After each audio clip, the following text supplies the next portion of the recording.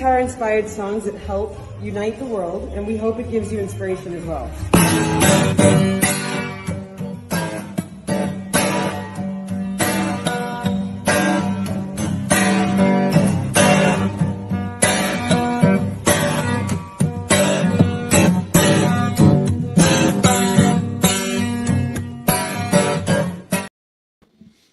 Yes, welcome into the show. Welcome into the post-match review. Tottenham 2! To the 1 for Coventry. Oh my goodness. You're probably wondering why I started the show out playing that random clip of DJ Khaled strumming a guitar, I guess is what you could call it. Because today was a game of football that we won, I guess you could call it. I feel like we were DJ Khaled playing the guitar. I mean, we were making noise, but we weren't really holding a tune, any kind of melody. The match for me, teetering on the verge of insanity. Is that a good way of putting it? I don't know. Because I'll tell you what I was about to do.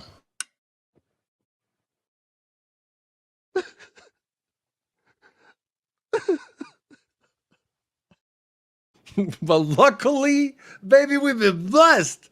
Oh, shout out Jed Spence, man. Shout out Kulisevsky for that pass to Jed Spence. Shout out Brennan Johnson, one-on-one with the keeper. It was always written in the stars. Brennan Johnson, one-on-one with the keeper after he had to delete his social media, after everyone, including myself, has been very, very harsh on his performances. Rightfully so. The abuse is too far. We've already discussed it, but it was always written. What do they say? The football gods are always watching. Football is a humbler. Shout out Egal. He tweeted laughing at Tottenham because we were losing 1-0. And you know what they say about people who speak before the final whistle? Luckily, he spoke it into existence, and we came back and we won. Because I'll be brutally honest right now off the top, because the rest of the show, I want it to be immaculate vibes. As you could tell in the poll, I have different options for you to choose from, kind of on what your thoughts on the game were. But for me, wow. There's an old saying, you just skated by the hair on your chinny chin chin. Got by the hair on your nuts, so they speak in Texas. They say something along the lines of, maybe we didn't deserve it, but we still earned it, you know? I don't know. It was such a shit game. I'll be so honest. Such a bad game. Really until, well, up until the winner, I'd say. Because if we would have drew, having Fraser Forster in goal would have been quite a scary thought. Because I'm looking right here. I was like, what time did Jed Spence come on? He came on at halftime for Destiny. Now, I think that was just a load management thing because I don't think Destiny was having that bad of a game. He wasn't having a great game, but really everything was going through his side offensively and defensively. But Kulisevsky came in, it's the 74th minute. And you know what's crazy is he came in for a Timo Werner injury, which Timo Werner in the starting 11 infuriated me. It boiled my blood. I was immediately angry with Ange. He survived halftime. He shouldn't have survived 25 minutes. Timo Werner... Overall, our team, I don't want to single anyone out, but I will. But our team was woeful. That was probably one of the worst games I've ever seen from Tottenham in recent memory. The worst game we ever had under Jose, Conte, even Nuno didn't look that bad. We looked clueless. So I obviously didn't do a watch along, but I kept notes. But as you can see, at some point, my notes had to stop. But I kept a bunch of notes. I was feeding my baby, taking care of my kids.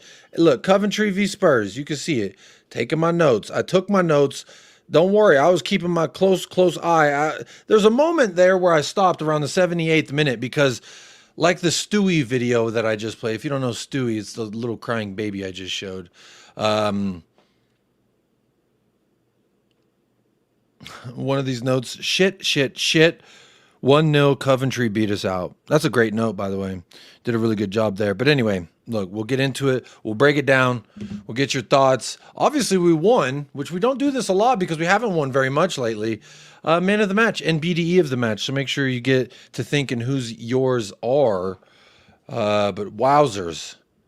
Like DJ Khaled playing the guitar, man. That's us. Big up Royale First one I see here. I don't know what happened to my camera. Big up Royale. Salam alaikum, y'all. Alaikum salam, my brother. How you doing? Lost to Coventry, you know. Yeah, this is what you get. You were part of that jinxing. Thank you for the jinx. We did win. Big up Just a Harmless Potato. Good evening to you, my little buttery spud. Never in doubt. Come on, you fucking Spurs. What is the poll saying right now? Oh, whoa, hang on. Pushed the wrong button there. 40 votes already. 40 votes.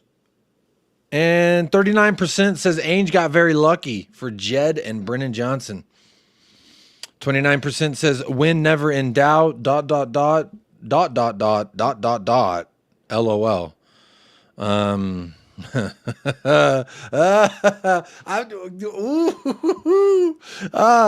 I'll tell you what, again, when I saw that lineup, I was furious. I was fuming. Timo Werner, are you kidding me? This guy's going to get Ange sacked, I'm convinced. Timo Werner, Brennan Johnson, if they don't start doing something right, these are going to be the reason why Ange Postecoglou gets the ball sack. You know what I'm talking about. But never in doubt, baby. I like being shameless, and I will be shameless, but I got to be critical first, or else you're going to say, oh, he's a happy clapper. He claps and he's happy. And it's like, suck my ball sack with one. How about that? But anyway, you know, we get to fight another day, us and the Ange army. So one time, for old time's sake, let me give you some energy.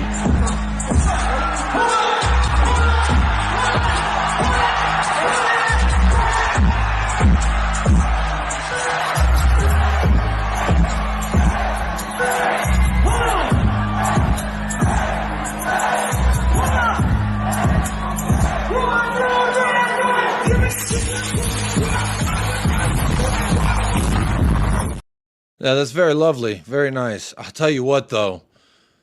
I was this close to being Ange out. I promise you. I was like, you know what, dude? Like, again, my first thought is the lineup pissed me off. Like, I saw that lineup, and it really, really did make me so very, very angry. Mikey Moore couldn't touch the pitch if he was the last substitute on the bench. I don't know what the problem with Mikey Moore touching the fucking field is, but it took a fucking Timo Werner injury for us to get Kulusevski on, who actually I did think changed the game. He's been cementing himself thus far in the season as a guy you can't drop. Like, you have to start him in games you want to at least try and do anything in.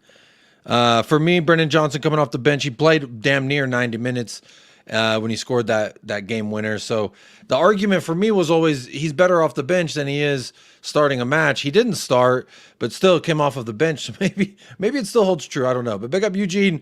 I feel dirty. What an awful performance. I do feel very, very, very dirty. Belgrade, what's the song? It's a custom-made song. I had a guy make it for me.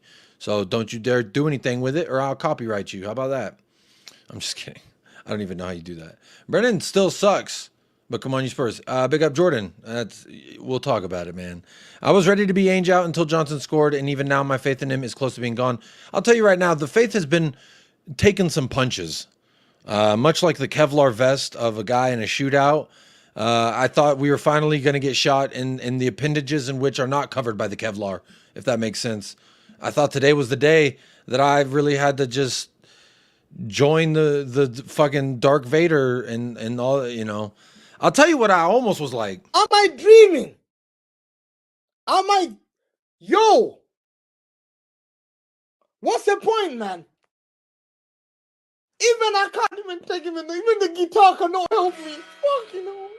Even the guitar, wallahi, I can't even. Wallahi, I can't even the guitar.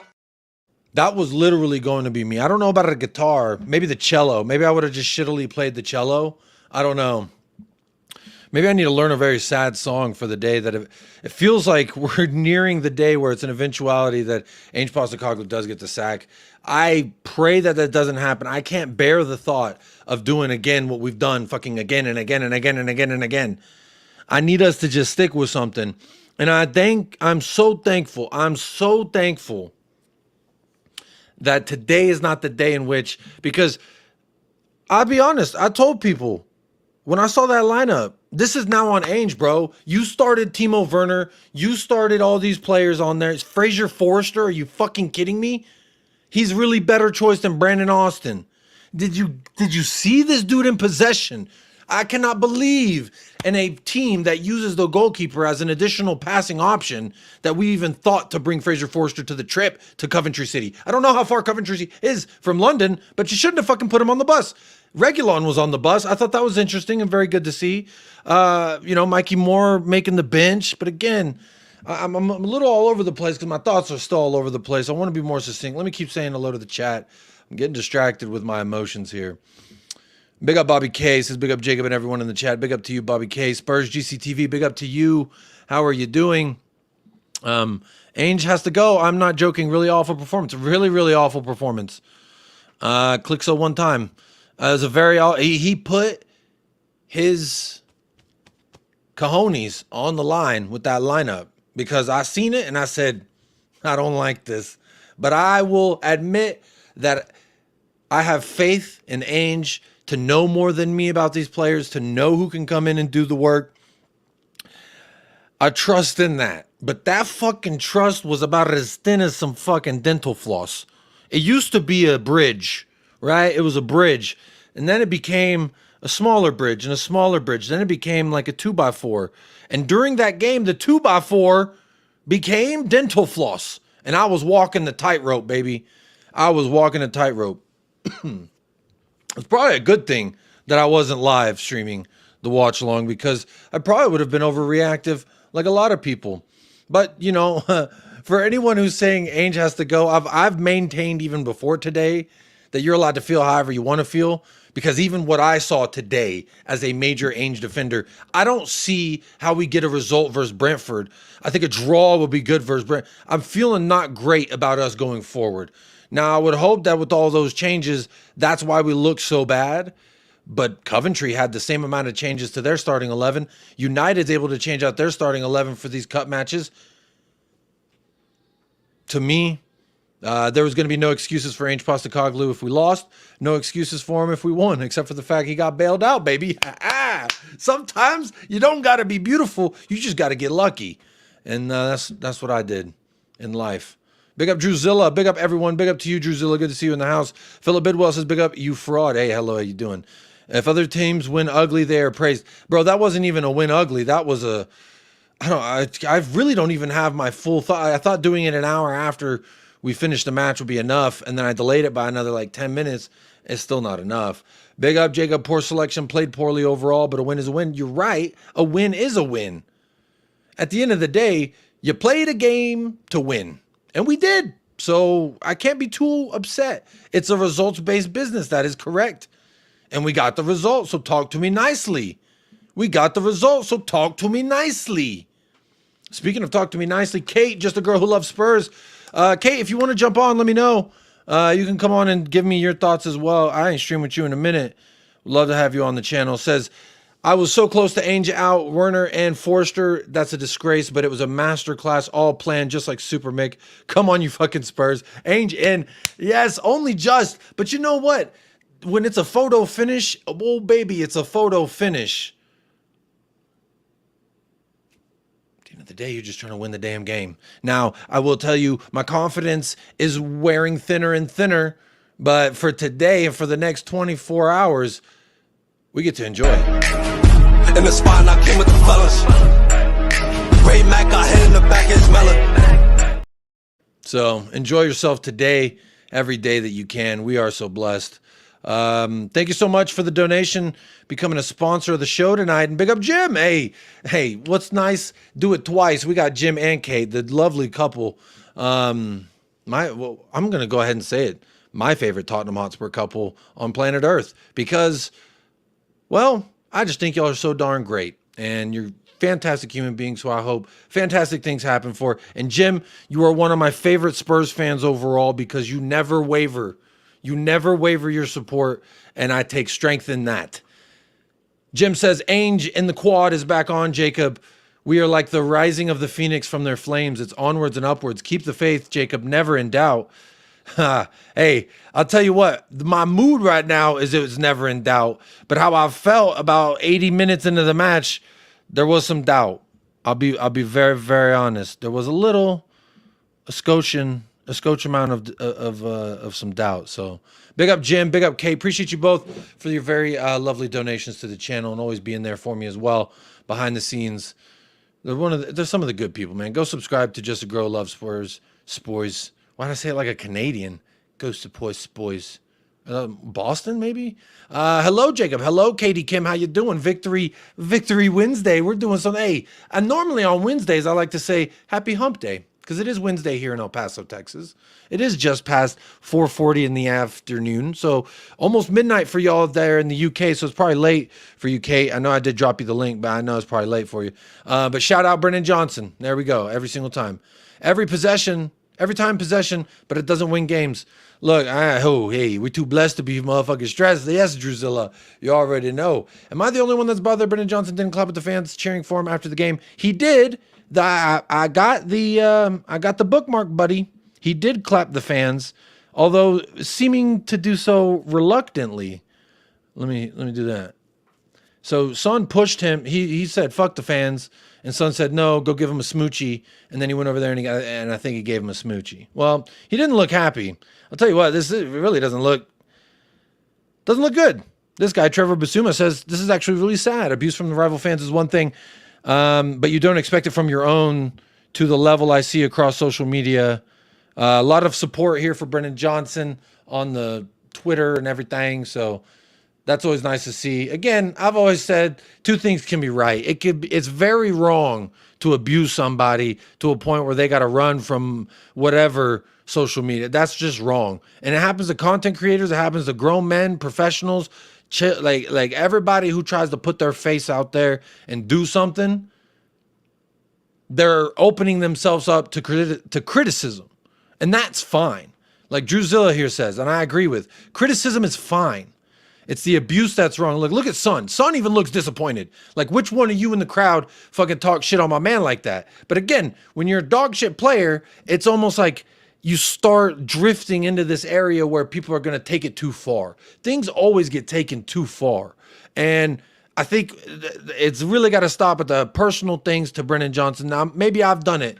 And for that, I'm wrong. And for that, I apologize. And I hope that in the future, one of you will call me out for it. Because if I have abused him, sometimes I get so mad during watch-alongs, I say things that I really don't mean. So that, I feel like, is a little bit of a gray area.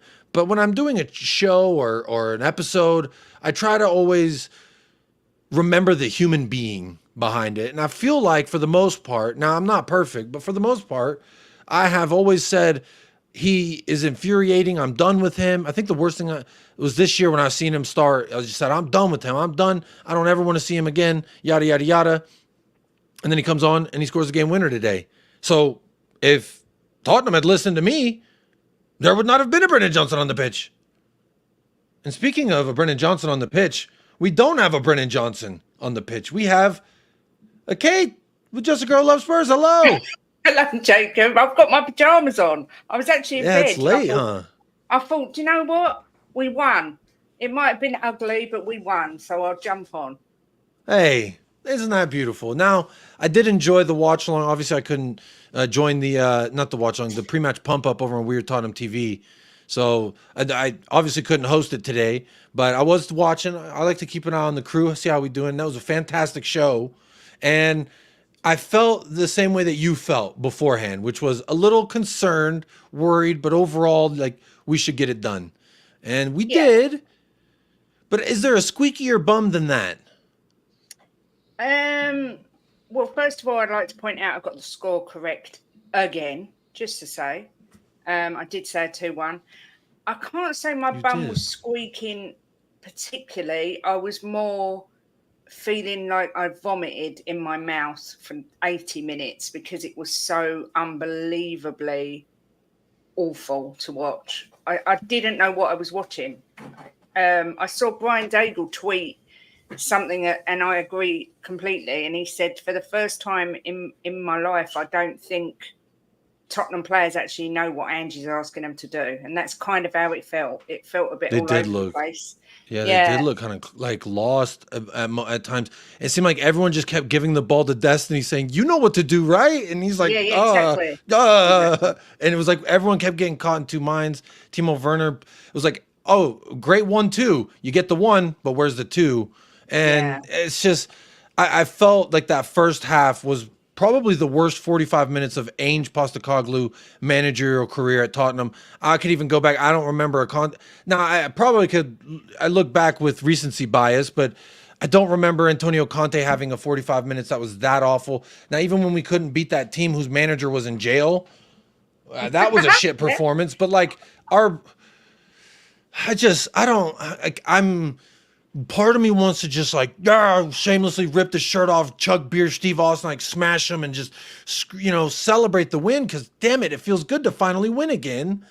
But I can't enjoy it without, it's like going to a party, but your wife's mad at you. It's like, yeah, I can enjoy the party, but I'm going to go home at the end of the day and live my life knowing that that was very scary and I'm in trouble.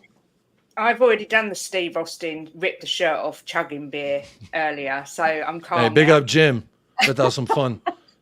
Big up Jim. I went on the instant match thing on the terrace, and I was I didn't know what to say, and it is that feeling. You're so happy you've won, but at the same time, it kind of feels like what you said. It feels like we're delaying the inevitable because that was really poor. We really did get out of jail. Really, I mean, Coventry. I actually feel for them because they were brilliant and they did not deserve to lose. But there's been plenty of times we've played brilliant and lost. It just is what it is. But Kate, I don't know if you were here when I was showing my notes. I was very impressed. This is the kind of guy I am. All right. When I do something, if I can't be on air, when I'm on air and I'm saying it verbally, I'm kind of like, well, I remember saying this about that. And so like, I can kind of remember it. But whenever I'm holding a baby that's like, and then on my shirt, and then the other one, he's dancing around and he's got some poop in his pants too. And now I'm like, and I'm watching a game. Then she's hungry. I'm feeding her a bottle. And it's like, it was a lot going on, but I still managed to take a good amount of notes. But you want to know what my first halftime thoughts were? Weak, clueless, out of ideas. We look lost. Coventry should be up at least 2-0, maybe 4-0 if they were a better team. Bergvall is the only player who looks okay at best. Archie has been decent, if not worse. But everyone else does one good thing, then 2 bad things, it seems. Papa Matasar, for me, would do something very good, and then he'd do a bunch of good, and I'm like, yes, Papa. And then he's like, let me fuck it up. And Bentancur, same thing. He's like, oh, I got stuck in. Go, this is good. And then he fucks something up. And it's just, everybody was doing it. And now, we may not have to even think about Rodrigo Bentancur going forward too much more because he will be facing some kind of a suspension. But real quick, Donovan, member for 9 months. I hope you're doing well and in the hospital, my friend, because we officially have a YouTube baby. Says, I didn't doubt more, so just started incredulously. I didn't doubt, just more so started incredulously. And I feel like I know what incredulously means, but I don't want to misspeak. So I'm going to say thank you very much for 9 months of support. That is long enough for a YouTube baby, so thank you very much. And shout out Drewzilla, $9.99 dono to the channel, becoming a sponsor, says, you really a genuinely brilliant host, speaking truth. Thank you so much. I've never once been, just by the way, never once been like, oh, I speak truth. Everyone should listen to me. I just try to be as authentic and honest as I can. Holding yourself account when required. Yes, absolutely. That's what y'all are here for too. That's what I love about the chat. Because if I say in 1973 XYZ happened and you're like, no, it's actually ABC happened. It's like, okay. Ooh, some squashers? What is that? Squashies? Squashies. What the hell's a squashy? They're little sweets that are pink and white like milkshake. You can't really see them. What is this supposed to taste like? It looks like they taste erasers. Like strawberry milk. They taste like strawberry milkshake. They look like little erasers you get in school, you know? Big up Truzo says, don't make them like you often. Oh, I appreciate that, man. Very kind words here. Nothing but love for you and your beautiful family. Big up United Spurs America. Big up you, Drewzilla. I always see you supporting over there at Spurs Talk Show. I see you around the work supporting as well, Irish Hotspur. I do appreciate you for just being a supporter of all the channels and also being a supporter here. That means a lot, buddy. And thank you very much for the kind words. I feel weird when I get complimented because I'm like, no, I'm actually a piece of shit. But it's like, I'm not, but I feel, it's like a weird, I just don't want to accept compliments because it's like, makes me feel hate compliments, weird. Jacob, but everything he said was true. Oh, well, that's very nice. Well, you know what? Again, the people I value highly, if they rate me highly, then I think that that says something about myself. So I like to use that as a bounce that back rather than I look in the mirror and, oh, I'm so pretty today. You know, I look so My hair so, looks so lovely beautiful. and very little grey. Yeah. Now Well, look, that right. no, if I do this, see, look, it's underneath. It's like underneath Yeah. here. See, you see that? Yeah, I can see it, but wait till you get to this level, and then we'll have that conversation then. Well, then I could just look like one of those. Doesn't a Marvel superhero have a bunch of gray hair? I think I'd be okay. Yeah, there you go. It happens to think us I'll all, be- and it's a sign of wisdom. Apparently, I'll take it. That's what they. That's take why I that. think Paul, the Hotspur hippie, is so wise. Look at all that Yeah. gray hair that he's got. And the fact he's a wizard, that always helps. He is. They do say he looks like Gandalf. You know. Yeah. Let me there you let me go. ask you this. I heard your thoughts on Weird Tottenham TV pump up, but initially when you saw the first 11, Kate, what were you thinking? Like, what was your emotion? Like, what were you like? I like this. I don't like this. Too many changes. That's as many changes as I want. Because I remember Bobby didn't want changes, and David did want changes, and it was kind of. I feel like the fan base for the most part was like, yes, we should rotate because we need to play the kids. But then everyone was like, but don't play the kids and lose because then it's fuck you. But Yeah. it was very tightrope that Ange was walking, almost damned if he does, damned if he doesn't. What were your initial thoughts when the lineup came out? I already shared mine. I was pissed seeing Timo Werner. I wanted Mikey Moore to start. I think he deserves it. I think just give him a fucking chance, man. But you know, what do I know? What were your thoughts? And I wanted 3, maximum 4 changes. So when I saw the amount of changes, I was a bit taken back. I was fuming because It's the like first 7, name I saw, right? yeah, Forster. 7 or 8 it was. I'm not even sure. But the Yeah, I think it was- first name I yeah. saw was Fraser Forster, and that so straight away I've got the because he is useless, and he proved he is absolutely diabolical today when he actually rode around on Dragusin's back for a couple of seconds while he decided to jump over him. See, here's the thing. When you're confused, we have a lot of confused goalkeepers. If you remember, Joe Hart once tweeted, "What a victory, guys, when we lost in Europe." Yeah. And I think we got kicked out of Europe at that game. He said, "Good job, everybody. Big dubs." And then, you know, Fraser Forster, maybe he just thought game was over. We won. He wanted a piggyback ride from Dragusi, and he thought that'd be a nice back to hop onto. I don't know what that was about. Poor Dragusin, bro. You watch the replay, and he's like, really just busting a gut to get that play. Yeah. He's like, I'm gonna get there. Whoa. It's like, oh shit. No. I felt To so be bad fair, for him. I'd quite like to jump on Dragusin's back, to be fair. I'm not going to lie. But I was, distraught. Like a piggyback ride, or like to reach the top shelf, or in a different sense. in whatever way comes about. Let Let's the just say imagination ponder. Okay, I like Yeah. it. Hey, I like that because you know, very that. I keep aloof. going off on a tangent, but That's what this show's about. What do you know? This show's not very structured at all. I just have thoughts and ideas, and we run with it. Timo Werner, in my opinion, has played his last ever game for Tottenham Hotspur. We should send him back in an envelope saying he is no longer required, not known at this address, and send him right back to where he came from, because we're paying that guy £165,000 a week, and I believe even with limited mobility at times, I could do better than him. He is dreadful. So to see him, and the biggest thing, I agree, why Mikey Moore didn't get a start. He deserves a start. He cannot possibly in any way, shape or form be any worse than Timo Werner. And I wasn't happy with Gray playing at the back when he is blatantly a midfielder. So no, I wasn't really particularly impressed, but thought I would go along and sort of put my faith in Ange that he knows what he's doing. But it was a bit of a disaster class. It was definitely the same thing for me. I was very upset. Obviously, Fraser Forster, I'm like, okay, if you're not going to put Vicario out there, which to me, I think, put him out there. He didn't show me last match that he was all that, and the last match before that, he was all that. Let's let him keep, he's running around with his Italian national team, and so is Destiny, and they've looked like they've been running around with their national teams, like Romero, like everybody, looking like they've been running around not prioritizing Tottenham Hotspur. So for me, it was more of I'd rather see Vicario start, if not, I mean, obviously Brennan Austin's supposed to be here for a freaking reason. If not, he's just a quota or a check mark. I don't know. Hey, come on, Jimbo. Jimbo. Get in. That'd be us. Oh, hang on. Next year, this will be us lifting a trophy. Yeah, come on now. Come on, Jimbo. Love that. Like I said, my favorite Tottenham. Absolutely shameless. Thoughts on the new third kit tonight? Actually, I really like the green. I cannot lie.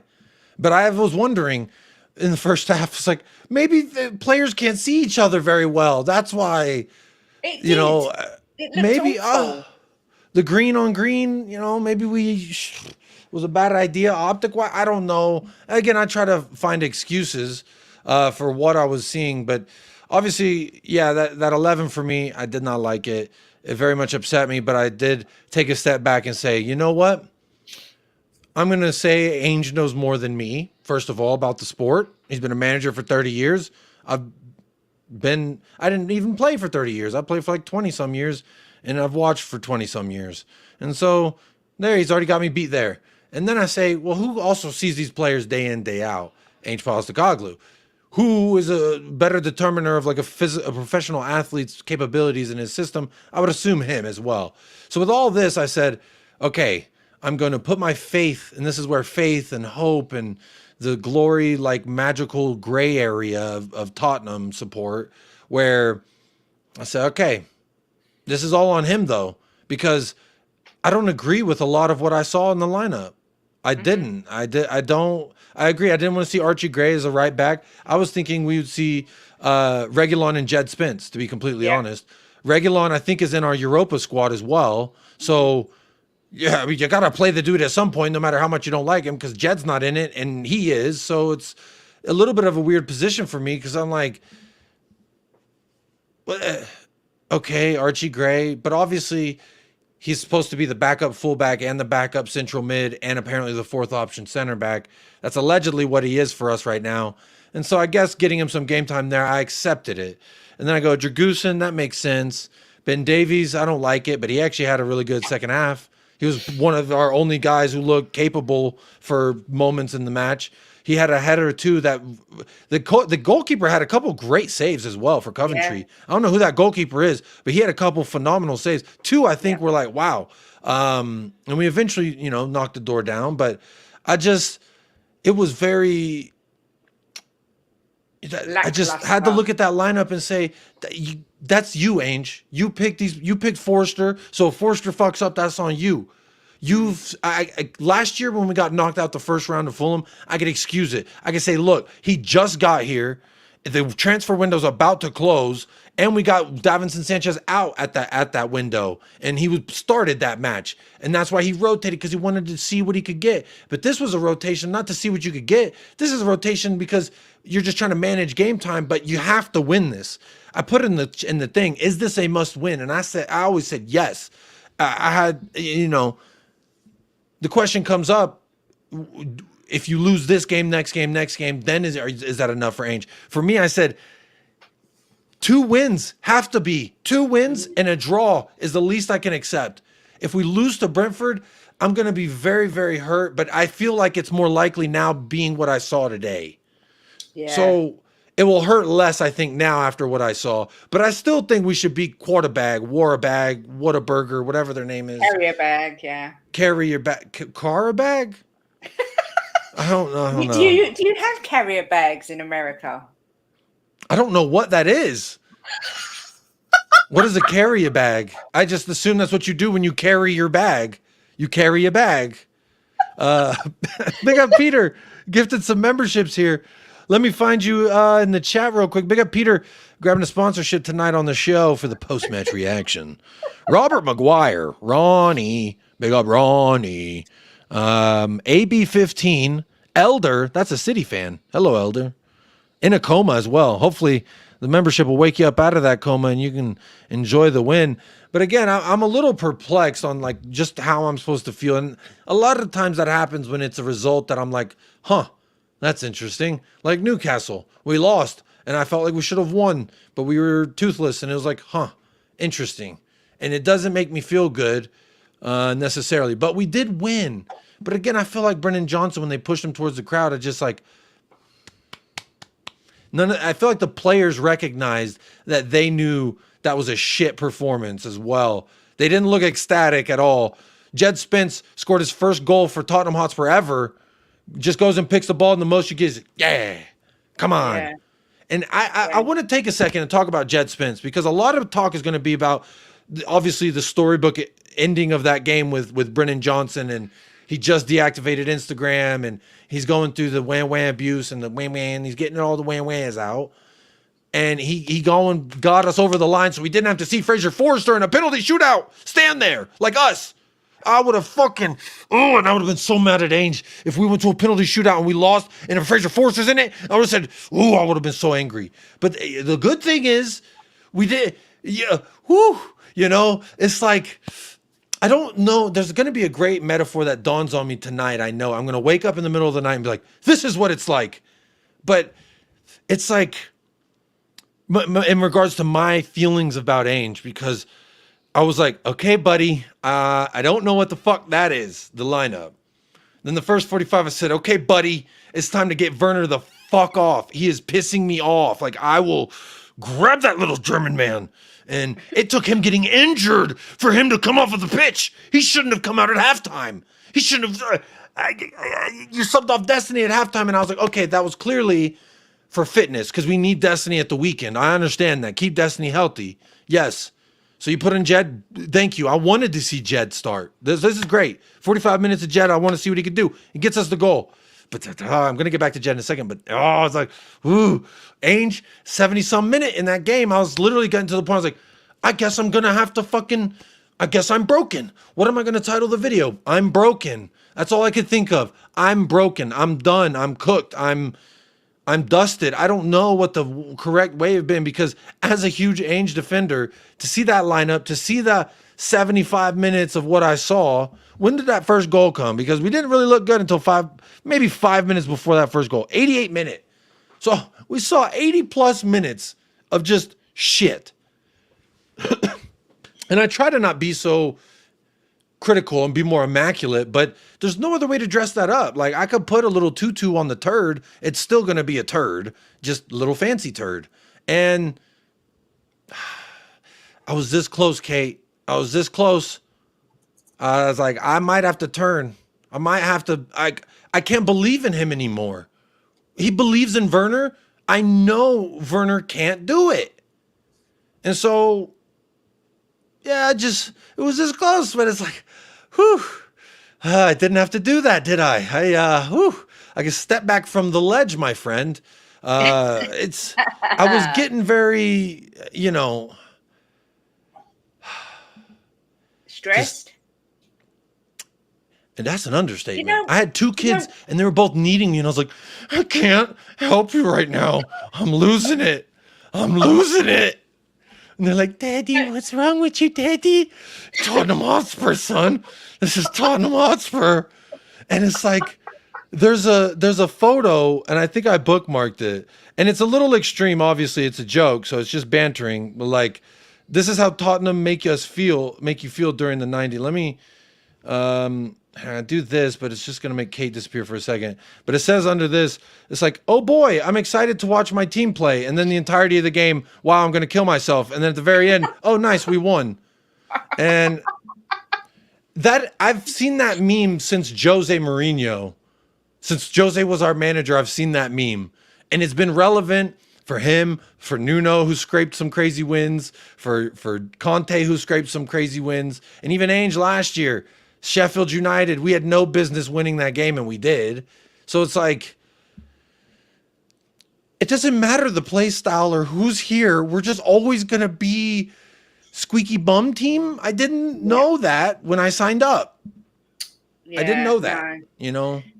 I know, and it kind of stuck with it now. It's like, you can't. Well, yeah, because I'm loyal to a fault, Yeah, and it's like you're kind of married, and you think, oh, do I want to go through the hassle of divorce? And I can't. I've given them my heart. I can't take it back. And then you gotta date other people. You gotta like get interested in someone else's life and act like you give a fuck about. Like, I couldn't imagine going on a date, and you're like, so what's up with your life? And then you're like trying to figure out. I'm good. I think I know enough people. Like, when I met my wife, I was like, great, I never have to do this again. Yeah, Never exactly. gotta do the whole. like Is she got? Should I text Spurs tomorrow, or is it too soon? You know, I just. But just going back to what I was saying, a carrier bag, by the way, Jacob. A carrier bag. Carrier bag. Yeah, when you go to the supermarket in England and you buy your shopping, they put it in a plastic bag, not like your paper bags. They put it in a plastic bag, and it's called a carrier bag. Speaking of, I loaned my Lamborghini to Football Carnage the other day. Thank you for bringing it back unscathed and on a full tank. Thank you for that. Chewy. Oh yeah, he's showing life. Bless him. There he is. Let me see. I'll turn the TV a little bit. No, the other way. There he is. Wouldn't it be great? It would actually be great. I would say TV. If Chewy was to pull that shirt down of Romero's and shit on it, it would probably be the funniest thing I've ever seen on your channel, Jacob. If you say his name one more time, it's like Beetlejuice. Okay, so just that's your first and last warning. You know what?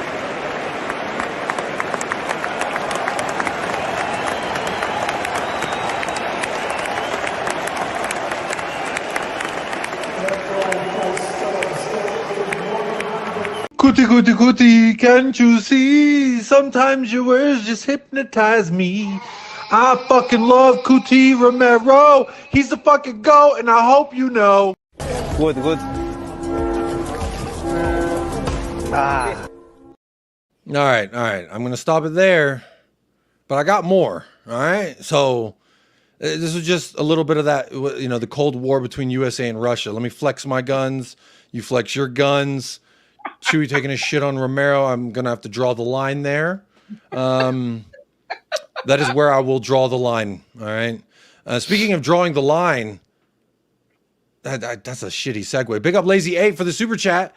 Says a few days ago, my son asked, Dad, why do we support Tottenham? I said, because it builds character, son. It builds character. I think I heard him mumble, Viva Barca. It definitely builds character. And I would say, people are always like, especially when my daughter was born, people were like, oh, you're going to make her a Spurs fan. You're going to make her suffer. And, that's what I always said. It builds character. Like, it teaches you to appreciate life because, boy, oh boy, does those 90 minutes really take a punch in the gut for you. But at the end, it's still a party because we won. But this isn't sustainable, right, Kate? Like this performance, if it's any better quality of a team, they're up 2-0, 4-0 in the first half, in my opinion, based off of. But is it our backups are that bad? Do they not get Ange's tactics? Like, what is the problem? Like, every week I'm blaming how bad these players are, but then we rotate all those players and we're worse. It's like, are we just filled with trash? Is it Ange's tactics? Because today the tactics didn't create much. With our first 11, the tactics create a whole bunch of shots. So I'm like, okay, I can look at that and say the tactics at least create X amount of shots. It's the losers who didn't convert those shots. But today, the system created, I don't even think we had a shot in the first half. I think a Timo Werner cross that the keeper caught, which was close to being on target, was the closest thing we had. I don't know, but the tactics weren't working. And then it seemed like we came out in the second half and somehow looked worse for about 20 minutes. Do you know what? First of all, I just got to say, the Jim said when we was losing, he said, oh my God, the worst thing about this? I went, what? He went, I just can't stand YouTube for the next few days. There's going to be so many people being like, I told you I was right. And it's so true. YouTube's been horrendous. And I put out a video yesterday explaining why I'm Ange in. Then tonight I was like, Jesus, am I going to have to do a video tomorrow saying I might not be Ange in anymore? But it isn't sustainable. I mean, the tactics have got to be questioned because on the counter, we're wide open. The defenders are playing too far up the pitch. But I also look at it the other way, where if we sack him, we've got to go back to the beginning. And this will be the 13th manager under Levy's tenure, and nothing changes. So there's a common denominator here. And it isn't the manager. Big up Nick De La Torre. Obviously, the chairman is not giving the managers what they need. You know, he wanted Eze and he's ended up with Archie Gray. No disrespect to Archie Gray, but it's clear the managers aren't getting their first choices. Whether Ange has put himself in the crap by coming out and saying, this is my team, these are my players, whether people think he's a yes man, a liar, I don't give a shit about all that, because I think he's an employee. And if someone was paying me $5 million, I'd say that the sky was green and the grass was blue, if that's what they told me to say. I'll do it for half. Whoever listening, you need me to say whatever. I'll do it for a third of what Ange is making. How about that? So I personally don't think sacking Ange is the answer. But at the same time, like you say, these tactics are not sustainable. I literally don't know where we go from here. That's why I'm just trying to be high on the fact that we won tonight and are through to the next round. I just enjoy it. Yeah. You know, again, it's like, this has happened in my 6 years of marriage. My wife and I have a disagreement of sorts. And then I say, all right, I'm going to go hang out with the boys. And then I go out and I'm like, yeah, we're like, we're being like, I'm enjoying myself. But in the back of my head, it's like, ooh, I'm in trouble. Yeah. I'm in trouble, baby. But it's like, you're torn between the battle of like, enjoy the moment now, because tomorrow it's not going to be as enjoyable. Because tomorrow it's going to be like, oh yeah, we did perform like that. And when I talk about performing like that, Kate, this is how we perform. I don't know if you saw this video, but I opened the show with this video specifically because yes, we did play the game today, but it's like playing it like this. This guitar-inspired songs that help unite the world, and we hope it gives you inspiration as well.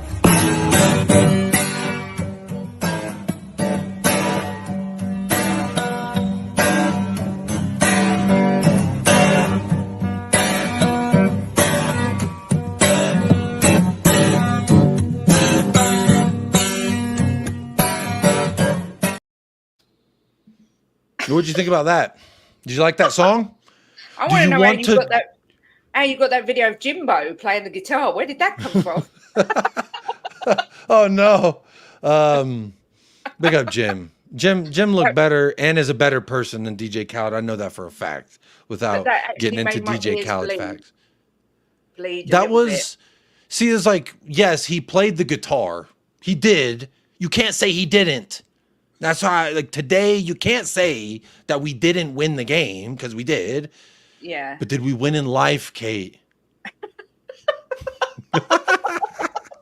If you're a Tottenham fan, you never win in life. Ever, never, ever. It's just as simple as that. Well, 2008, I'm sure I actually wasn't even a supporter then. So I haven't seen us lift a trophy other than these preseason things. So... but I imagine in 2008, the bus parade must have been insane. I mean, Jimbo and I really thought we was living life to the full in 2008 when we won that trophy. It's actually that long ago, I'm starting to forget what that felt like, but I remember it was bloody good. And I want that feeling again, because it's sad that, like, for instance, that you haven't experienced it, because it is amazing. And there's just nothing quite like it when that final whistle goes and you realise you've won. And I really thought Ange was the one to bring that back. And I hate the fact that I'm even having doubts as to whether he is. I feel kind of dirty that I need a shower. Yeah. Me too, because I literally just have a video. My most recent uploaded video was from my monologue about how we need to believe in him and trust in this, because we can't keep doing what we've done in the past. Like, I feel like Spurs fans chase their tails in fucking purgatory forever about this manager out, Poch out. They wanted Poch out. They wanted Jose out. And he got us to the last final we played in was Jose Mourinho. They wanted Nuno out. I agree with that one. They wanted Conte out. I disagreed with that one until he said, what he said. But it's crazy how he said it, and then fucking almost a year and a half later, we're sitting here doing exactly what he was like making fun of us for. He held the mirror up to our face, and we didn't like it, and we said, "Fuck you, Conte." But then, Ange out. Be involved in this situation. Because it's time to change the situation if Tottenham wants to change. If they want to continue in this way, they can change manager, a lot of manager, but the situation cannot change. Believe me. Thank you very much. Believe me, you can change the manager, but you cannot change the Tottenham. Unless the Tottenham want to change the Tottenham. It's like, okay, buddy, I get it. You're shitting on me, but he's right. And the fans hated it. I hated it when he did this, but he's right. He's always been right. I remember he said it, and I was like, cool, maybe now the fucking club will do something differently. And then we started to look like we were doing that by getting rid of our technical director, our football operations. Like we started cleaning out the house. Yeah, Stellini and Mason were the dual-headed beauty monster that we had, but we started, the academy director went, our physio just left this last summer. So in a sense, we're still in this transitional period, and there had to be someone to stay here for this transitional period, or else we'd be stuck in this part of purgatory forever. And so it's like, to cut Ange now almost feels like going back to the beginning of where we were when that summer before Ange joined. It's just like again and again. And that's why I've been so adamant, and like the results haven't been great. The numbers, I always fight back when they say, oh, it's been X amount of time since this amount, or we've lost this many and we don't beat X, Y, and Z. I always try and bite back on those things.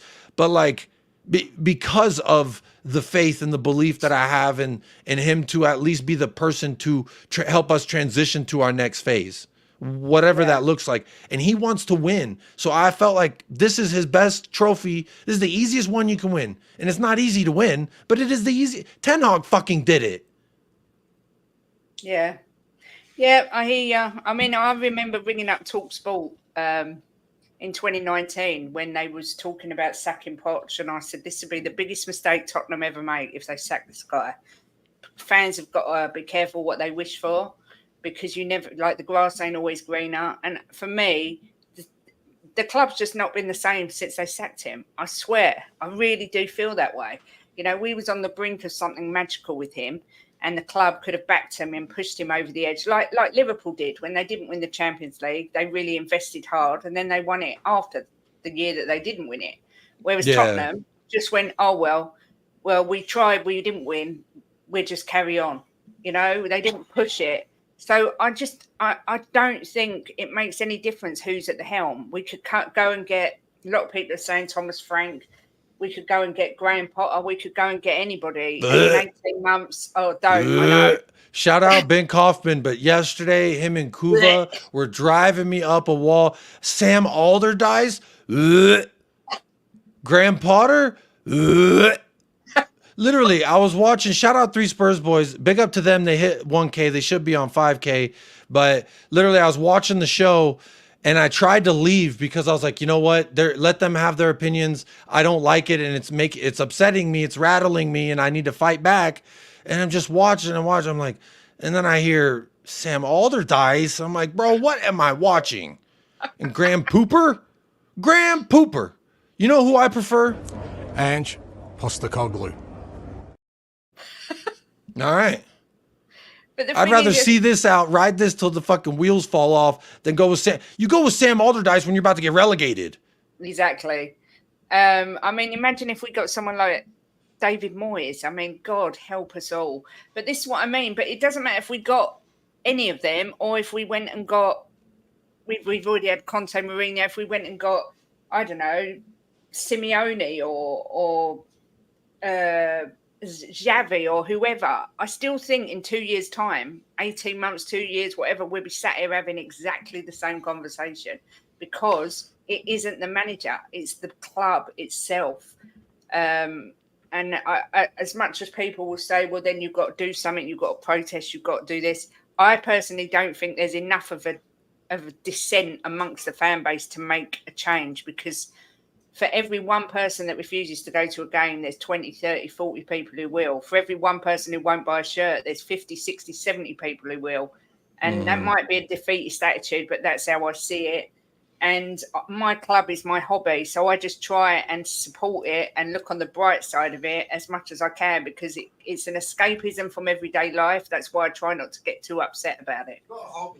Well, I got something that will make you not so upset. We've got a surprise guest ready to join us. And I'll be honest, when I saw his name and face pop up on the little bottom there of the studio, this was my reaction. Sensational, man. Sensational. This is the life, man. This is the life. We got Ash Manning. My G. How are you doing?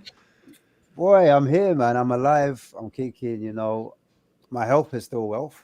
So you just won. You just won a game, by the way. If you, in case you turned the TV off, I don't know if you knew, but Tottenham Hotspur came back to win that match, baby. Yeah, we did. We last minute settings, you know, more or less. We turned it around. But yeah, man, there's a lot to kind of like, you know, there's a lot of questions. I feel like at the end of that game, there was a lot of questions, a lot to mull over. Yeah, we got the job done, but I think we needed to have a bit more of a response after that North London derby in terms of performance. I think results-wise, we did what we did, but I can understand the sour taste in some fans' mouth. But thank goodness we got the W, because if we had lost and we got knocked out, and you know, Ange's famous words is, "I always win in my second season." Oh my days. We would have been the talk of the town. YouTubers, social media, you name it, people, your friends, your mums, your aunties, your uncles, granddad, grandma, everyone would have been talking about it. It would have been a hot topic. So I'm so glad we got it done, got over the line, and we're not that topic at the moment. I'm so glad we got the job done. So yeah, man, we're here, man. We're here. You know, I feel like Kate and I have been struggling this entire show to really like adequately. This is the best way I can think of to explain it, because I've been in this instance literally in my life before, and I've referenced it earlier, so apologies to those who are hearing it again. But there's one time, you know, my wife and I got in a fight, and it was just kind of like, okay, like I'm gonna get out of the house because like I'm really upset with you, and I go hang out with my friends, and it's a group of us. I think we're watching like MLS playoffs or some shit, drinking beer, and I'm like, you know, I'm like having a good time, and I'm enjoying myself, but it's like, oh, you're gonna wake up tomorrow and it's your ass that's like, I may be able to stay out tonight, I'm gonna crash with my buddies because I'm getting wasted, you know, but tomorrow when I return home eventually, it's not great. And I feel like that's how we're all gonna feel. Even those, I know a lot of people are gonna say, yeah, I'm glad we won, but here's why, blah blah blah blah blah blah blah blah. But like right now I'm like, you know, those are tomorrow Jacob's problems, because today Jacob won. But there was a lot of red flags, and that is an option in the poll that I put, because I'm just happy we won, but there's some red flags. And my support with Ange was about a potato chips amount of pressure away from wavering to an unhealthy side. Unhealthy side, not happy defender of Ange side, because it's like Premier League results are one thing, but getting knocked out in the first round again would have been too much for me. Starting Fraser Forster, even when we got the equalizers, like if Fraser Forster's in this PK shootout, we're losing. I know it. And if that's on him, Werner starting, that's on him. Like these things that I didn't necessarily agree with in the lineup, those were all on him. So I said, all right, Ange, Jesus take the wheel sort of mentality. I'm no longer in control, buddy, but I'm in the car with you. And if it fucking crashes, I'm in it. I'm burning with you, Ange. And that's where I was for 85 minutes. Just you know wondering what when this car is going to crash and burn. You know what it is? There's been a massive debate going on in certain parts of the community. There's like Ange in, Ange out. And for a lot of us, we're like, you know, we're not dying on the hill, but we're putting a lot at risk, you know, by saying Ange in and all the rest of it. And you're looking at a 1-0 defeat and you're like, I can't do this anymore.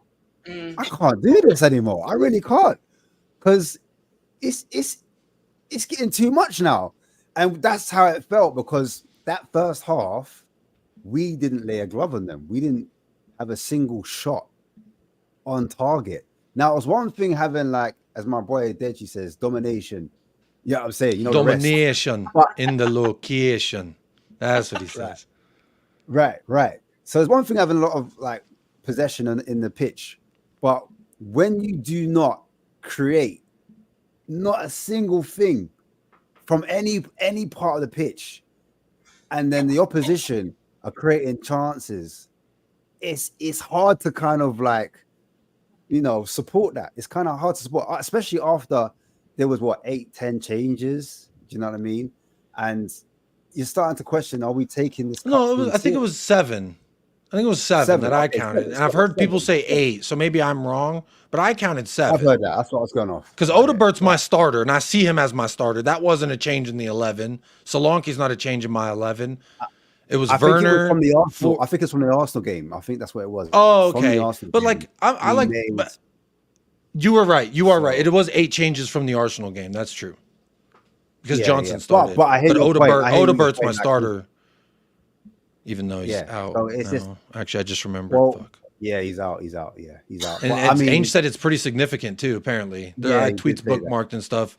He said it's definitely significant, and that's not good. And he said Timo will keep looking at. But anyway, sorry. Go ahead, Ash. Yeah. No, it is what it is now, because obviously we had to start Johnson and Werner, and then you start to realize that window that quite a few people were marking quite highly because we got a lot of people out. You're like, well, we're looking at the squad depth now, and we're kind of struggling here. I don't know if our squad is that deep, if we're being totally honest. If you look past the actual starting 11, it's not looking good, bro. I'll be real. That's how I felt when we were watching it. When I was watching the game, I was like, I was struggling to kind of put things into perspective and think, yeah, you know what? We did have a good window. We did reinvest in the right areas to help us push on from where we were last season. Højbjerg and Skip went out, and the club said that, you know, Archie Gray and Lucas Bergvall, even though we got Bergvall in January, those signings are impressing so much that we're not going to replace the 2 senior figures. So when you look at that, and we played Archie Gray as a right back, not even in midfield, then you're like, oh, but we lost 2 midfielders, but we're only using 1 midfielder. Then you're like, did we really, you know, do well in that transfer window? But then the argument is, because I like to keep the balance, Ange is trying to keep all the players happy, more or less. You've got to keep a happy squad. And you need to lean on some of those players at some point during the season. So you do need minutes in those legs for a few of those players. Do you know what I mean? So maybe that was his thinking in starting some of those players. But I just thought it was one, like we said it, Kate, 1 too many changes. Then you haven't got familiar relationships on the pitch, because you don't know, Werner makes that run. Maybe he checks in, checks out. Maybe, you know, he ties his shoelaces and then he gets up and runs. Like, the players might not have that understanding. And there was one point when the doggy made a run and the pass never came from Werner. And the doggy kind of checked his run because he knew if he kept running, it'd be offside. Then he passed it off the pitch. Yeah, then he so passed it. Stupid. And then that pass was too heavy anyway because it goes off the pitch. Yes, exactly. You're like, what are you then doing, he just turns around and Whoosh. God.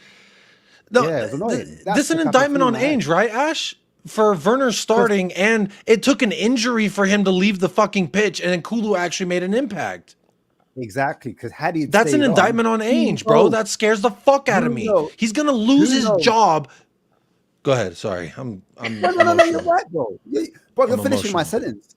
You're finishing my sentence, because who knows what would have happened if Kulu didn't come on the pitch and Werner had stayed on. It was a blessing for Ange in disguise.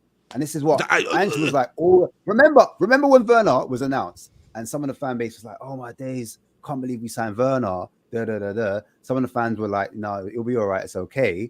But Ange came out and he said, all the signings are on me. Do you know what I'm saying? They're all my signings. So no need to. And so then now, I take that with a grain of salt, though. Like in regards to the Timo Werner's, like Conte, Jose, Nuno, Poch, they've all been given players that they didn't ask for. They were just, here you go. And I think Timo Werner is that, but for him to start him is not only backing up what he said in the press conference, it's showing that I believe he's going to be good enough to start for me in this match. And he couldn't beat fucking Coventry players. He's supposed to be fast. He's supposed to be a Champions League veteran winner, yada, yada, yada. But he can't beat... Bro, how many passes did he fuck? How many times he had to pick up that ball, run it, and it was like, go, Timo, do the one thing you could do. And then he goes, I'm going to stop. Also, just to add to that, but going back to that point I'm making, we saw this last season you see what I'm trying to say? We saw this last season in that 6-month stint, and then we signed them again. Do you see where I'm going with this? Because I get what you're saying. Like, there's some players, like, you know, like Conte. Well, yeah, I mean, I've eaten a couple shitty meals and then I've agreed to another same caliber meal later, the same exact meal later. That's okay. I'm not, like, again, it was a very much indictment of how our club's going to operate, which is the same that it's always been, which is shittily, stupidly. But the one caveat I took was at least we didn't buy the motherfucker. We just restructured the contract, and now I think we pay less than we used to. And far as like our split with RB Leipzig, our split is less, and it's a different. It's like a rework deal, basically. Maybe that's why we went for it. Because we could lower we could pay less and keep the same asset, and that was exactly why he stayed. So I understand it from a business standpoint, and I don't blame Ange for it, but I do blame him for Brennan and Solanke. I think those are two names I know for a fact he said that was my target. That guy is my target. He never said Timo was my target. He just said I approve. I approve. It comes into the desk. I hit it with the stamp. It comes in and I hit it with the stamp. It's even worse. Kate, go on. Ash, I wanted to ask you, are we in a position where we can send Werner back and say we don't want him no more? I wish, man. I wish football works like that. I think it's only Leipzig who can do do Yeah, I wish. But it's like, if he had done a hat trick, maybe they would have. Yeah. What made it worse for me is that we took Solanke off, regardless of what we thought of him. We took Solanke off, and we brought on. Was it Solanke and who else? We took a Solanke and Bergvall off, and then we brought Son and Madison, but we left Werner on. Explain that one, Jacob. Makes no sense. Why did he do that? Why did he take off Solanke and Bergvall, and then I think because Solanke's played at the weekend. I think because it was a little bit of, okay, I've got Brentford at the weekend. Solanke just played 100 minutes, I think it was, versus Arsenal. He wasn't subbed off. So I think it was a little bit, he was starting to look leggy. He wasn't getting service. I feel so bad for Solanke. I saw you were asking the question, and Nick asked the question kind of the same lines as, have you lost faith in Solanke? No. There's a clip that was going around that I've shared, and I wish I could show it, but it has game footage, so I'd probably get copyright if I showed it. But it's like Ronaldo, I think at Juve, and he's like in the box. He's like, it's like, phew. And then it goes over there. And he's like, oh. He's just like looking at it like 4 or 5 times, and eventually it goes out. Someone fucks it, and he's like, no. He's like, oh, come on, like pass me the ball. And I was like, damn. Someone said this is Solanke playing with Werner and Johnson. And it's unfortunate. He's probably wondering, why was I getting fed better food at Bournemouth than at Tottenham? I feel really bad because I thought today was a day for him to bang, bang, bang. And he had some good dribbles. He played the ball off, then got back into the box. Like there was once where he came in from the left, picked up the ball, dribbled through a few people, beat another man, lays it off to Brennan Johnson. Then he runs into the box, and it's like, you left me on red. He does it all nice, and then he just gets left on red, and he's just standing in the rain like Cristiano Ronaldo at Juve, like, oh, someone passed me the ball. I was like, I felt bad for him, man. And then it's like the 1-2 chances he does get that it's like, come on, do something. And he fucked it, like with Arsenal. Wide open. He wasn't expecting that ball, but do something with it. You're a striker, and he didn't. And so I haven't lost faith in Solanke. I just feel bad for him, if anything, because he came here probably thinking life was about to get sweet, and it's actually gotten worse for him as a striker. But, some of the notes that I remember taking from Solanke was he lost the ball in possession at one point, and he did a very good job to track all the way back and force it. I think it ended up in a throw for them, but he did a really good work, like defensively getting back. So he still is exhibiting a lot of the things that I like and I want to see from him. Just, you got to start scoring the damn goals. And that's really the motto with Ange is we got to start scoring the damn goals. And but when you've got wide players that, are wide forwards, in my opinion. Well, yeah, they're shit. But essentially they're wide forwards. They're not touchline wingers. So a touchline winger, they're really good at 1v1s and delivering good quality crosses into the box. Now, I feel like Son is more of a wide forward than a winger, I feel like Brennan Johnson is more of a wide forward. If you look at the goal he scored, that looked like Johnson of Forest in the half space in the pocket. You know, pointing where he instead of the wide areas, running in behind, because he runs in straight lines, if that makes sense. So he wants it in a space where he can run onto it and then finish, because that finish was, to me, was very calm. But you look at that was I do want to speak about Brennan Johnson's finish, but I want to hear your point, because this is like the learning part of so kids, fucking pay attention right now. Go ahead, Ash. But yeah, you look at Werner, as much as we don't rate him as a winger, I think he's more of a wide forward. So then you've got three players that don't really suit the system. So let me ask you this then real quick, but off this point. So what you're saying is we're using Werner and Brennan in the wide channels as opposed to where they should be in the half space? That's what you're saying? Pockets, the half space, the pockets. When we're doing fast because transition, I do think Son would work better in the half space than the wide area, because in the wide area, there's so many times where they just receive the ball and they don't run. Even Destiny did it in the first half, where he's here, Werner was there in front of him, and there was a couple pass option back, and there was nobody this way where the direction of the goal in the wide channel, no one was there. And I'm like, Destiny, run, Destiny, run. And it's like, he doesn't. They only want to run when it's the goddamn counterattack. There's no one there. And I lose my shit every week when I see Brennan Johnson. And it's like, bro, he is not in front of you. He's in basketball. They always said, you got to defensively play between the man and the basket. And that's what happens a lot of times when they isolate Brennan Johnson. They just say one man go out there, stand between him and the goal, and he's done. And then what does he do? He doesn't even run and just leave the wide area open. He's not going to fucking run into it. He's going to wait for the overlap. And it's just... yeah, I mean, it's very frustrating. Essentially, what you want is a wide forward or a winger. I want a winger to pick the ball up and fucking run. Fucking run with the ball.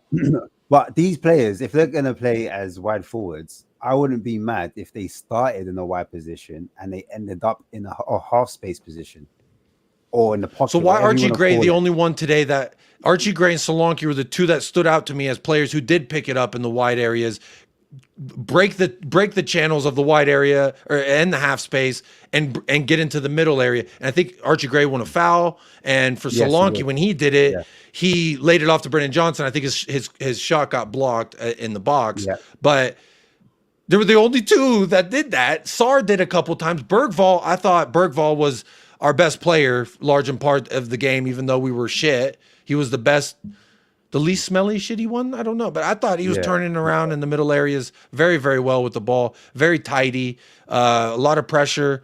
I was impressed with Bergvall, but back to the wide areas and these wingers and shit, because I get so pissed because I just see like there's a golden rule I live by, and maybe it's just because of FIFA that I feel this way. But when you're a winger and there's green grass in front of you and not a man in between it, and it's in the direction of the goal, you've got to run into it. When your weapon, your best asset for us is your pace, your ability to run, and you don't use that, it reminds me and it triggers me a little bit about Son. His best attribute is 5-star finishing every foot, middle, left, right, don't matter. Youngman Son's going to finish that thing. So why doesn't he shoot one shot? No, excuse me, 2 shots in 180 minutes when your best thing is shooting? Shoot the ball. When you're a winger and your best thing is running, run with the ball. It doesn't seem... Is it Ange? Can anyone answer? I feel like I'm losing my mind every week because I'm like, is it Ange telling these guys, hey, the best thing you're at, don't fucking do it? No, but the system is the system. The system is that he plays 2 wide wingers. So Son is played as a winger, touchline wing at that. And he's told to hug that touchline. So he starts out wide and he stays out wide. And he fires crosses into the box. And the same with Johnson. Johnson's asked to stay out wide, get to that. You've seen it in training videos. Like they show Johnson always outside the box, running onto a ball or running with the ball and then smashing the ball across the 6-yard box. You don't really see him get the ball and then ask to maybe sometimes run inside, sometimes run outside, sometimes do a 1-2, sometimes do quick rotations with some of those players. Runs from in to out or out to in, just to confuse the opposition, to be a bit unpredictable. You know, you don't really see that from our wingers. They're always tasked with staying out wide, getting to the byline, and either smashing it across the 6-yard box or possibly doing a cutback. Now, you saw the difference when Kulusevski and Son came on. As soon as Kulusevski and Son came on, it looked a lot quicker, a lot faster compared to when we had it before. We looked a lot more pedestrian, a lot slow. We ran out of ideas. There wasn't a lot of off-the-ball runs, a lot of off-the-ball movements. It was very predictable. At times, we didn't even go direct just to switch it up. At times, we were always trying to pass through the middle section. We weren't sometimes, you know, overloading one side and then quickly switching it over to another side. There was a lack of variety and there was a lack of attacking patterns of play, in my opinion. So that's where we fell short. And we often lost the ball because there was no one that really wanted the ball. People just wanted ball to feet. Does that make sense when I say ball to feet? The whole first half, I was just going to agree. The whole first half, it just seemed like we didn't know what we were doing. Give it to Destiny. He knows what to do. And then he's like receiving the ball in weird areas. He's like, the fuck? And he's trying to turn. He's trying to pass. And I thought he was our best. Him and Lucas were my two best. I mean, if you could say best players of the first half. But like, I don't think it was stinker and hook, though. I don't think he got hooked at halftime because it was a stinker. He statistically was rated the highest, I think. But also, he played 70 minutes, whatever it was, before he came off versus Arsenal. And then he also played today, and he's going to be playing the weekend. I think it was a minutes thing, minutes on the legs. I think no matter how good or bad Destiny was, he was always going to be selected, or subbed off after 45, I think. Kate, let me, unless there's a point you wanted to bring up on here, I wanted to talk about Odegaard and the right wing going forward, because again, my biggest issue was why the fuck isn't Mikey Moore starting? Maybe, am I being crazy am I being too demanding? I don't know. I feel weird being like, start the child, let the kid play. I feel like his dad at a fucking rec game. The coach never plays my kid. My kid's rotting on the bench, but my kid is rotting on the bench and I feel it. Yeah. First of all, I just wanted to say, I think the lack of cohesion today was because of the changes. It's all very well everybody playing the same system in training and in the reserves and whatever else, but they just didn't seem to know how to play it together as a unit. And I just thought they all looked so disjointed. No one seemed to know what the other one was doing. But no, Mikey Moore for me was better than the other options we had. I don't understand why he didn't get some minutes, but I mean, I would have started him 100%. I was absolutely dumbfounded, really. I mean, we saw in pre-season. I know pre-season's different, but this kid looks good, and I listened to Ash. What could he do worse? Sorry, I didn't mean to cut you off, but what could he do worse than he can't possibly ever do worse than Timo Werner today? No. Am I overreacting, or was he the worst thing I've ever seen in my life? Timo Werner today was abysmal. I mean, I wouldn't even say he was good enough to play for Coventry. He was that bad. He couldn't even beat the Coventry players. If Coventry want to improve, they don't sign Timo Werner. No, exactly. Leighton Orient signed a Timo Werner to improve. But I was listening to Ash, and I listened to you talk about the system and how it works or how it should work, and it strikes me we've got players that have been brought in that don't really fit the system. I'm at a loss. I don't really understand why we've got these players that don't fit this Ange system. It doesn't make sense. Everything just seems like a complete mess. And this is why I'm trying to ride the wave of the fact that we won, because tomorrow, today now. This is what I'm saying. You got to enjoy the party. I know, but today is now, in our world, it's Thursday, and I've got to face the fact that we've got Brentford coming up.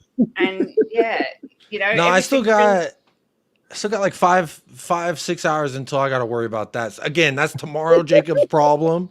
Today, Jacob, he's having fun drinking with the bros, staying out too late. And tomorrow I'll deal with my angry wife, who undoubtedly is going to be upset with me. And that is Tottenham, the metaphorical angry wife that's just lying and waiting for you to return home so they can tell you how bad a man you are. But that was years ago now, so we've already worked through that and we're good. So hopefully, you know, in a few years, Tottenham will be where I'm at in my marriage, which is rosy peaches, you know. Rosy peaches, right, Kate? Rosy peaches. Rosy peaches. Say rosy peaches. Rosy peaches. I look at Ange though today, and I'm watching his face, and I don't know. It just does something doesn't sit well with me. Something doesn't sit right with me, and it looks to me like a man that is out of his depth, and he knows he's out of his depth. And I hate to say it again. I feel like I need another shower because I feel like I'm cheating on Ange by saying it, but that's how it looks to me. I hear you, Ash. I want to know what you think about that. Let's focus on that. Ange out of his depth. I don't think he's out of his depth. I think he's out of like hope with these fucking guys. I'm out of hope with a lot of these players, but he's forced to be the guy in the face and the one who leads them. And like it to me in the first half did look like these players are either don't fucking get what he's trying to tell them to do, and B, they just completely are failing it, or three, they're not believing in Ange anymore, and Ange doesn't believe in them anymore. And it looked like there was, I mean, at points, I understand that he's a lot of times very stoic, and I don't need him to be acting like a fool on the touchline for me to think he's managing it. But it was just every time they would cut to him, they even cut to Daniel Levy. And when they cut to Daniel Levy, that's when you know shit's bad, because they're like, all the fans, look at, here's your bald fucking motherfucker. I just, every time they show Daniel Levy, I'll be really honest. Man, get the fuck out of here, man. Hey, get the fuck out of here, because I'm gonna fuck you out right now, motherfucker. Hey, you are a... Yeah, nah, bro. But Ash, what are your thoughts? Is Ange out of his depth? I don't think he is, but I'm not gonna fight tooth and nail to try and convince people that he isn't, because I was fucking floating in that water today. How wet am I getting? And I almost got all the way dunked. But I'm good. We're good. I'm fine. You know what it is with Ange? He's stubborn. Oh my days, he's stubborn. I felt like I am too. I can respect that in a man. Yeah, I think sometimes he wants to prove a point, like it's his way. Do you know what I'm saying? And him doing all of those changes, like what did we expect? Like Kate has already said it, the cohesion was off. These players, like night and day. When we have our starting 11, you can see the system. They understand it. It works a lot quicker. They press a lot more effectively. They move and interchange into different positions. They move the ball in directions that make more sense. Like for me, you're seeing the front three, it was absolutely zero creativity, and that's down to Ange. That's on him, because he's bought a new striker, and I think the longer Solanke goes without a goal as the main striker for Tottenham Hotspurs is 65 million, and obviously he's coming to fill in big boots. No one's expecting him to do what Kane does, but it's just more and more pressure if he doesn't get a goal. Now, I was hoping that he would score against Coventry. It's a lower league team. You know, we're in a cup. Can he get his confidence up, get his account running, and then take that into Brentford? Do you know what I'm saying? But the problem is, when he's looking at the service, you're looking at a Timo Werner on one side, and then, unfortunately, for him, it was like Odegaard, who you said is a starter. Yeah, it might be, but he's good at beating his man. He's more of a winger than most of the players we have. But the problem with Odegaard is his end product. And you're going to get that because he's still quite raw, regardless of what we think of him. Solanke needs a ball into feet, or he needs a different type of ball where Odegaard can get his head up and, you know, produce something for him. So he had nothing to feed on, is basically what I'm saying. He had no food. He was eating off scraps. I don't even think he had scraps, if I'm being totally honest. Bergvall, I felt it was so hard because we were pinning all of our hopes on him, because let's face it, you look at Sarr's not the most creative player that we have in the midfield. He's more like legs, box to box, kind of when a team's trying to transition on you, you want Sarr in a team. I look at Bentancur. He's just poor. Sarr in the final third, so poor. So this is it. Then you look at Bentancur. I mean, in that first half, he wasn't really providing too much for Solanke up top, and I know he's meant to be the 6 and the anchor, but then you're looking around because if the wingers aren't providing it, Sar's not providing it. You kind of put all the emphasis on Lucas, the young kids. Do you know what I'm saying? Then you're asking Archie Gray as a right back to invert to provide some more. You know, it's just too much. It's just too much, too soon. Too many young players. We had about 3 young players playing. I know lots of people wanted to see the young guys, but maybe you sprinkle 1 or 2 of them. Like, but we played all 3 of them at once, and now we're scratching our head, or Ange is scratching his head, thinking, "Wow, why did we not play so well in the first half?" And to top it all, these players don't play with each other in a real game scenario. They're in training, and it's slightly different to the real thing. Do you think that might be why they were so poor that first half, especially? No, I think 100%, and I that's why I said that you've got to put that on Ange because he's stubborn. He's like, no, all of these guys are gonna get their chance, and they need to. But at this level, that doesn't work.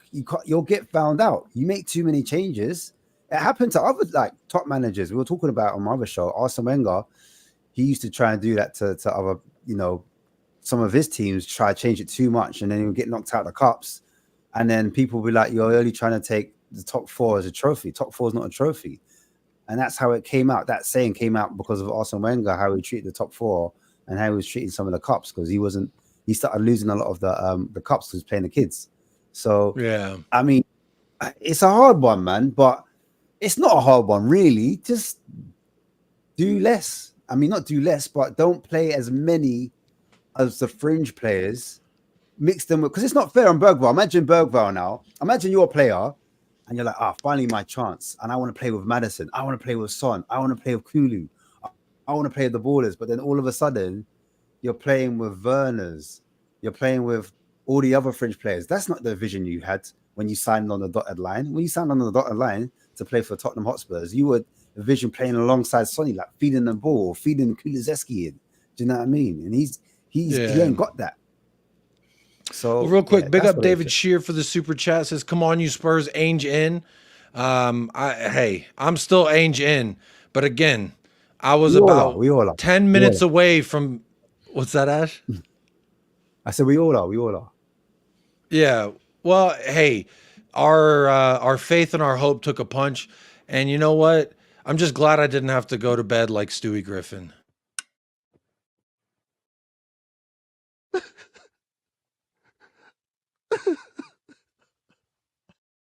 We get to enjoy ourselves. We don't have to go to bed crying tonight. All right. Very good. But I'll be honest. Big up David Shear. I saw him come in earlier and he says, "I gotta go," but it sounds like something. But yes, we are further in the competition. If deservedly or not, I don't really give a fuck. We are there. Our little ping pong ball with Tottenham Hotspur on it is gonna be in the hat. So I'm good with that at the end of the day. But I'll tell you, I was this close to passing out. I took a bunch of punches and I almost fainted, but I made it to the end and we ended up winning, ironically. And it's just one of those like, wow, how quickly, I don't know, like Kate said earlier in the show, it just feels dirty. Like I need to take a shower because I was like, I guess I gotta fucking go in on Ange for starting this team, for putting his fucking result. This like, I had all these narratives and different things I was going to say because majority of that game I felt like we were going to lose. And you got lost. And that's the chances they had. Coventry could have been. Jacob, the chances they had. Yeah, like, go on. You're going to say it. You're going to say it. If it was a better team, yeah. Part of my notes, part of my halftime notes of my long list of notes that I was showing, part of my halftime notes were if Coventry is a better team or had better finishers, they are up 2-0 at the very least, if not 4-0. And we didn't shoot at all. Not one shot in the first half. That is criminal. Like, I can defend Ange's tactics when we have 20 shots in 90 minutes. When we have 0 in 45, I got to look at somebody. I know the players are shit, and then you played the ones that we know are shit. Everybody and their mother knows Timo Werner offers nothing but running, and he couldn't beat Coventry players today with the running. He's done. He's done as a player. He's done as a footballer. I don't give a shit about his confidence. I don't give a shit about any of that. If I could, I would rip his contract up and send him back to Schnitzelland right now. Don't even let him go back to Tottenham Hotspur. No. I know he's a good guy. He said boost gumps, and we're supposed to love him. But what I saw today, I have never seen Eric Lamela play that shitty. I've never seen Lucas Moura play that shitty. Steven Bergwijn never played that shitty. It's just, what are we doing? And every time Ange plays him, I can't defend it. So if we would have lost today, got bounced out of the cup in the first round 2 years in a row with Fraser Forster, if we would have lost on pens and goal and Timo Werner starting, and the only reason Timo came off wasn't because, oh, we should switch it up. It was because he got fucking hurt. And I'm like, who? That's Ange. That's on Ange. At halftime, everyone, me, my son, who is nonverbal, said, get Timo off the pitch now. And we don't get it. And I don't, he's definitely stubborn. And he is stubborn. Yes, I am stubborn too. But sometimes, you know, when my wife is right about the same thing over and over and over, my stubbornness, eventually I concede and say, you know what? Clearly you knew something that I didn't, because I was wrong. And my stubbornness, I continue to do. Stubbornness sometimes can be arrogance. That's all I'm going to say. And I think there is an element of arrogance in that. And if it was working, I'd respect it and say, you know what, he stuck to his philosophy. If it ended up working, but I just don't see him being given the time to see if it ends up working. Because I don't even think if you put Man City's team with the quality that they've got, I don't think that they can play and sustain Ange's tactics. It's not even that. It's just, for me, it's not that. It's like that for a few people. Their thoughts about like players being able to handle. I don't buy too much into that, because before all the physio advancements in fucking physical science, players were running and playing fucking 3 games in a week and running around for 90 minutes in each of those. The fitness levels. I mean, the fact that the space that gets left by the system, because the high line is so high, and it really is just a case of putting a ball over the top.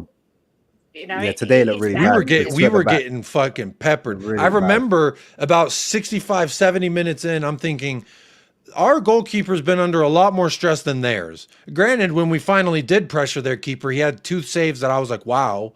But outside of that, he was fucking chilling. He was just chilling, singing songs with the. You know what? I'll go as far to say that was our worst performance of the season. I think it's our worst performance ever. I mean, that was horrible to watch. At one point, I was like, "Do I have to watch this? Is like punishment." I mean, what have I done to deserve this? Have I said something? Why do they hate me? I mean, yeah, that's what I felt like. What? Why me? You know what I'm saying? But I just, and the amount of you saw the groups, Jacob. You saw the groups. I was like, oh man, it was just a matter of time. It was long. But luckily for us, we managed to claw it back. But those goals don't really mask some of the problems that we're facing, because I think we saw the problems before, but now they're starting to rear their ugly head. Do you know what I mean? And I think that's what bothers us, and why we keep, you know, even though we won, we can't seem to shake it off. Do you know what I mean? So, but look, see, Matchday Guru says ever, and this is where this is why I don't usually do instant match reactions, because I'm emotional, and I'm a very emotional and passionate man. And I'm okay with that. I've accepted who I am as a human. He says, ever, you've been battered plenty. Yes, we have. But our performance has never looked like, even when we got fucked up in those, we looked like shit. I'm thinking like, okay, my worst memory under Jose Mourinho was that West Ham game. We were up 3-0 and they came back and fucking won, or they drew. I don't remember, but it was a punch right in the dick. I hated it. It's fucking West Ham, and they just their celebrations. It was a punch right in the fucking peener, and there was a few for Conte, and there's like, I think of Pacos Ferreira where we got peppered, and then there was Dinamo Zagreb. Their manager was in fucking prison for murder, I think, and we couldn't beat them. He was on a fucking two-way radio, FaceTiming from a prison cell, like, hey, switch it up to, fullback in for, and they beat our ass. A dude had a hat trick. Some fucker I'd never heard of got a hat trick, and then he got a big-ass contract to another club after that. So who the fuck is this guy? And tacos, bro, I love tacos, but Tacos de Ferreira in Portugal, never heard of them until they beat our ass and then mocked us on social media. We were this close to Coventry doing some stupid-ass TikTok video dunking on us. This is the worst performance I've ever seen, and we just happened to win. Okay, the worst 88 minutes I've ever seen. Yeah, it was crazy. And we've been bad. I've been a fan when we've been fucking bad.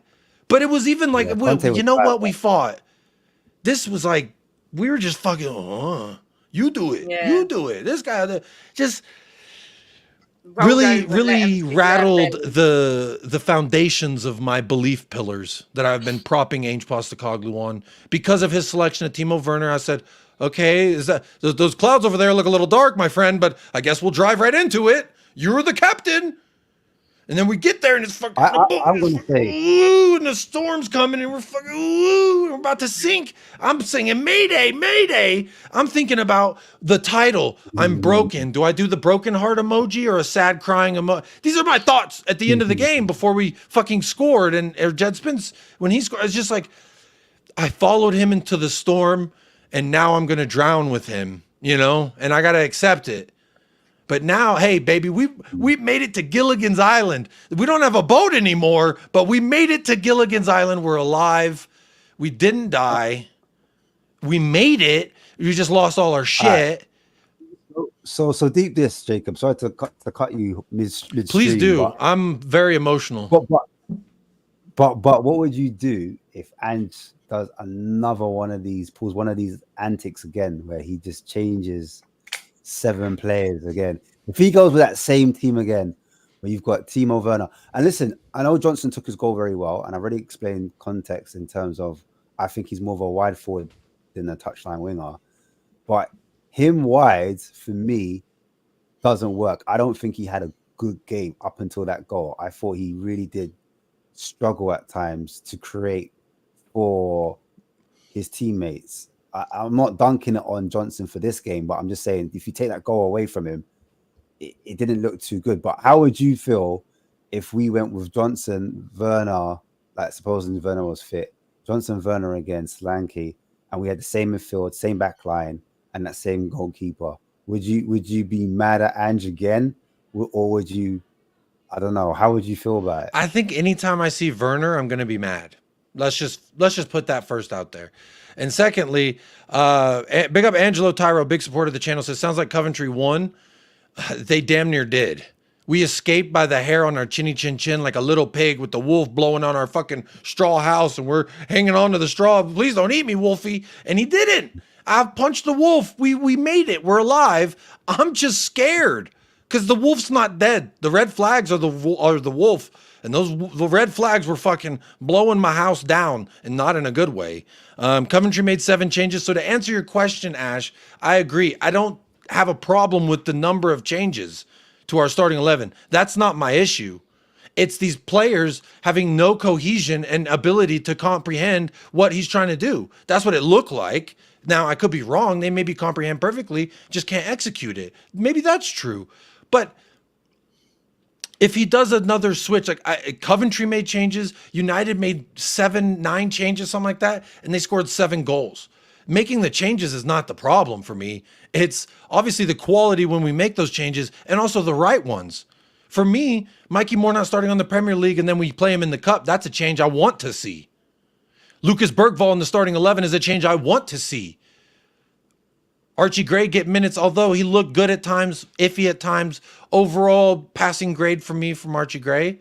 But he did worry me at times. But that's a change that I like to see. Jed Spence in the 11 is a change I like to see. So the changes is not the problem for me. It's what I saw. It's what those. But Werner will forever be. And I'm sorry to anyone who's like, Werner's my brother. Don't be mean. Like, bro. Call your brother, tell him to call into the show, and I would love to have a very civil conversation as to what happened to him. Did he go to RB Leipzig and someone beat him up and he got bullied and now he's like not himself anymore? Is he just not a good player? I don't know what's wrong with Timo Werner, but there's a clear problem. And Ange, if he continues to play him, I fear for Ange. I really, really do. And Rob Frank says, are we still on the Ange train? Hell yeah, we are. Did the train get derailed today? Hell no. Just delayed a little bit, but it's still moving, baby. You can't stop the locomotive as much as you want to.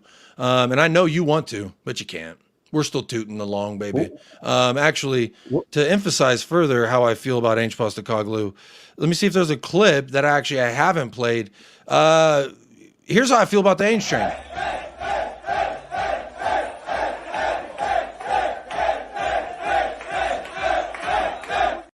I hope that clears up any confusion for anyone who's wondering what side of the train tracks I'm on. Yeah, I'm not quite like that, but I'm still Ange. But I was going to say, what do you think of that mix-up? That mix-up. Sorry to dunk. But yeah, what did you think of that mix-up between Dragutin and certain Frankenstein? Forget his name, the Frankenstein fella, that goalkeeper. I'm convinced he thought the game was over. We won, and he wanted to piggyback right out of joy.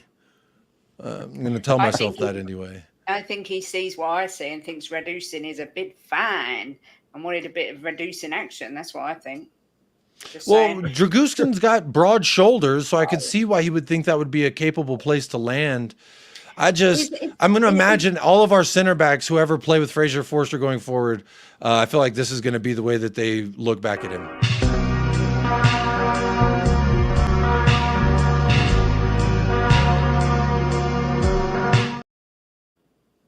Now, I know, Kate, you were enamored with Mickey Van de Veen's face, but his face expression specifically was that of concern, worry, and a little bit of like, what the fuck is this? I didn't see any expression. I just saw the tongue. I'm not going to lie. I didn't the see part where he goes, else. Yeah, just that. That's all I saw. You know what? But how I did have a comment about that real quick. And I was going to ask you, but sorry, go ahead. I need to calm down. In 2024, we're relying on Ben Davies to run down and clear that ball. It's just bonkers that he's still there. You know, I forgot that part. We got to prop him up, I think, a little bit at least. He was the captain, and he played like the captain, even though the fucking boat was sinking. He still captained it and saved us of the goal there. Really, Fraser Forster, it was back-to-back mistakes. It was literally he did a fuck around, fuck up. They saved his ass, and he said, you know what? One more time. Let's run that back, baby. DJ, run that back one more time. I feel the rhythm. The first minute he made a mistake, and I said to Jim, oh, my God, I can't cope with this geezer. He just set the tone. You think he had an ACCA? You think he had to have an ACCA, right? He had to have some kind of bet going. He's like, no, we're going to lose this game, goddamn. I know we're trying hard to lose, but let me make sure we lose. Real quick, I did start this from Daniel Coy. It's good to see you back in the house, my friend. Says, Jacob, are you surprised that he did not take Van de Veen and Romero? I am. That was well risky. I'm not surprised because they're obviously going to be starting on at Brentford, and you definitely don't want to risk Van de Veen or Romero, in my opinion. I'll throw this to both of y'all. That were either one of you surprised or worried that they weren't included? We kind of had this conversation, didn't we, Ash? Because we sort of had this. Ash put the question: if you was going to get someone injured, who would you rather lose? If you had to lose one, would it be Romero or Van de Ven? And the residing sort of vote was Romero. Sorry, Jacob. How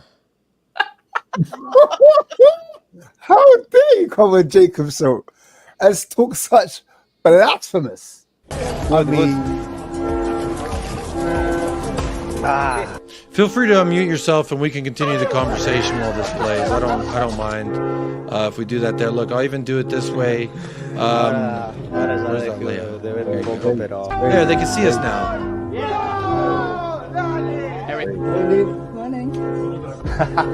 Anything else you want to say? Is there anything else you want to say here? Sorry, Jacob. Sorry, cutie. Now, whoever holds it. And Van is a better defender, though. Oh. Does he kiss the badge? He does kiss the badge, though. They both kiss the badge real nice. I can't lie. I love son. Well, moving along to not derail this show with, because I've got more. I've got a lot more that I could use, but I will not. I will refrain. Real quick, we are coming up on an hour 47, so the show's been going. I've been enjoying it because we will have to look at all the bad stuff eventually, but not right now. Maybe tomorrow, because I feel like I've done a fair share of venting at the bad stuff, and I think that's sufficient. So let's do some fun stuff, which is 2 different awards I like to give out after victories, which we don't do often lately, but we will. Because we won today. I need a man of the match. I need a BDE of the match. And who's that dog of the match? That's a new one that I introduced this year. Someone in the chat said, we need a dog of the match. Like, oh, who brought that dog out there? So, Kay, well, give me your man of the match first. And then I'll get Ash's man of the match. And then we'll do the other awards. I think, and this is a little bit controversial, but I'm going to go with Kulu because I thought when he come on, everything good went through him. Ooh. Yeah. So, yeah. Great shout. Who's your man of the match? That's a good shout. That's a good shout. Who's your man of the match there? Yeah, no, Ash mine was Kulu. Mine was Kulu too, because I just thought he just sped it up and he just did all the. He was aggressive. Everything. Every time he looked like he got on the ball, it looked like something was going to happen. He was doing little pirouettes, half turns, getting to the byline, getting shots off. The keeper saved a shot that Spence kind of cut back to him.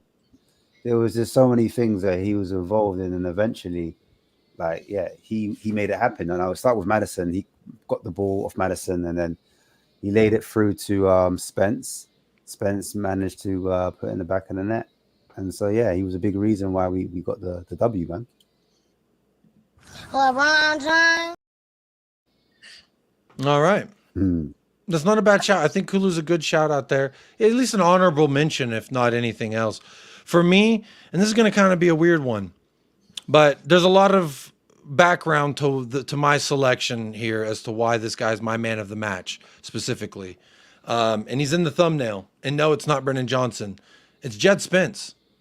Because this is a guy whom, as soon as he got here, the manager said, I don't want you. And then he got bounced around, had problems at a bunch of places he went, bounced around. And the last loan that he went on, he impressed them. They wanted him. They just couldn't afford him. And we said, we're not going to sell him for less than X, Y, or Z. And we didn't. And Ange still didn't want him. But what he did do was fucking put his head down and just wait for his fucking chance. And you know what he did? He also was, I'm partly at fault that first goal concession at the back post. He had a mistake. He finally makes it on the page. He doesn't even get to start. He doesn't make the Europa squad. He's told, you're not going to play Europe with us. We can't find anywhere to send you, so I guess we'll keep you. He says, okay. He could have turned back to his old ways with the attitude. I say quotation attitude because I don't think anybody know him like that. Fuck the balloons. But I don't think anyone know him like that. But they say he has an attitude. They say he's this, he's that, he's this. And he just fucking take it and take it and take it and take it. And then he gets his first 45 to fucking actual minutes. Like, he came on as a sub a couple times in the Premier League. I think that helped keep him hopeful that he was going to get this chance. And he got the chance. And he had a moment where he got fucked up. And he got taken in, and then boom, scored a goal. What did he do? He could have hung his head. Instead, he went down, had a crack fucking 40 yards away, said, fuck it, bro. I'm going to get that back. And he didn't on that shot. But he fucking kept poking. He was in the box. He was helping. And there was another chance that he laid it off. I think Maddison couldn't control it in the box, got dispossessed. But he kept pushing and pushing and pushing. And then you know what? Kulusevski slips him in on a nice little one between the legs. Hoo-hoo, here we go. bang. He gets fucking clattered when he doesn't give a fuck about his livelihood in that moment. He's finishing that goal. And he could go celebrate. Ah, look, I did it. He put his head down, ran and grabbed the ball, said, come on. And then we went and we got that next one. So for me, my man of the match, Jed fucking Spence. Hats off to the kid. Props to the mentality. Props to the performance. Had a bad moment and turned it great. Because without him, we might be still watching Fraser Forster moving for a penalty. But that's my man of the match, Jed Spence. I gotta praise that kid because I feel like he's been through hell since he joined us. He was going through hell when he joined us, and he tried to clap back, and everyone took jabs at him for it. How dare you talk to your manager like that? Because he said, "Fuck it, bruh. I'm smoking this stove with the trophy." So for me, Jed Spence, man, hats off. Props to the fucking kid. I'm real proud of him. Real proud of him. Free the man.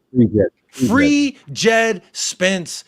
And I said it, bro. I remember thinking last year, the first summer we had contact or Ange, the first summer, I was like, maybe Jed and Ndombele, who knows, that we could get something out of them with Ange. Ange can get them to believe because they were two of the first senior players to train with Ange when he first got here. So I was like, maybe. And then he got loaned out, and I was like, I guess not. I was wrong. But then he comes back, and now it's like, he's showing what I hoped he could show when we first signed the young man. So props to him. I could go on longer, but big up Jed, man. That's my man of the match. All right, Kate, who gets your BDE of the match, and who is that dog of the match? Who had that? I don't know what BDE means. Who got that big dick energy? Energy. Is that what it means? Yeah. Yeah. And but I was like, dog. no, I bang it. And is that a good thing or a bad thing? It's a fantastic thing. This award originated right around when we signed Cuti Romero because I was like, he wasn't the best man of the match, but he brought that thing, baby. And that's how the award started because he would put in a shift and it was like, yeah, you didn't score a hat trick like Kane, but you did rough some motherfuckers up. And I like that. So you get, it's about who wasn't the best, but they fucking brought that little bit of And I think Jed is fucking honorable mention as well for BDE. That's why I thought. That's why I was going to do my BDE. Yeah, I think I'd give Jed. Look, the match day guru feels sorry for me. I think I'm too old for these awards. I didn't even know if dog of the match was good or it's dog. No, who got that?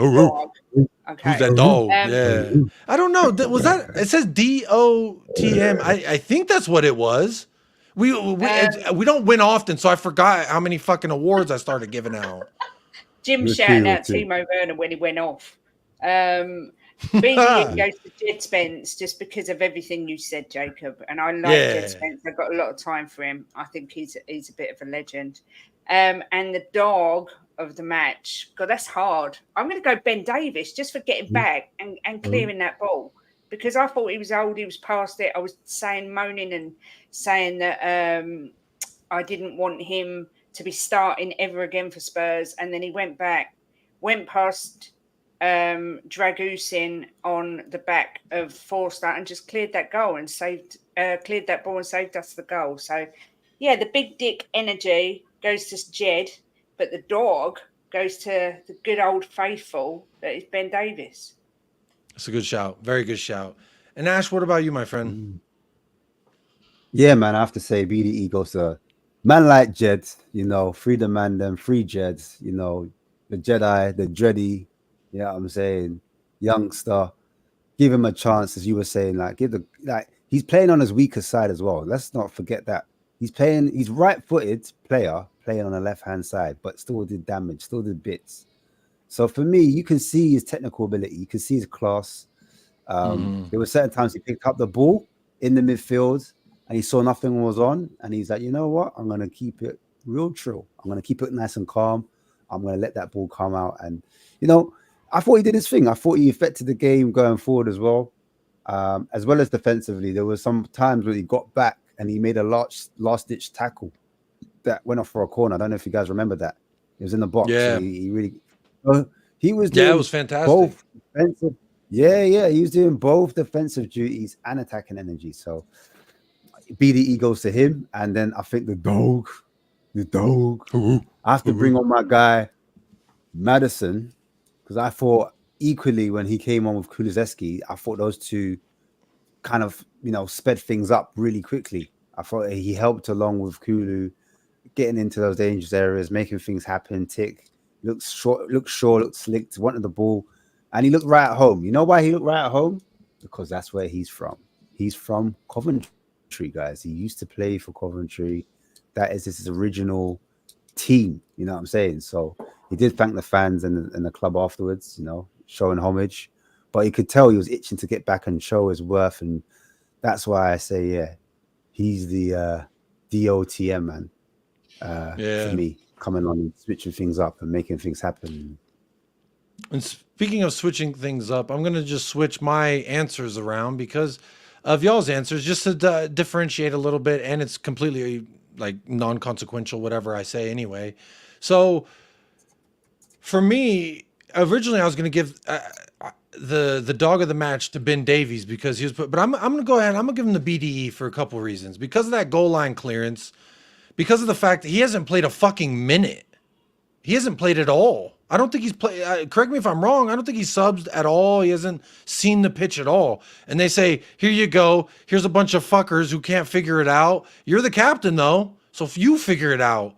And he didn't really figure it out, but we didn't die. It's like, but did you die, though? Yeah, you got fucked up, but did you die? No. And Ben Davies made sure we didn't. So big up to him for that.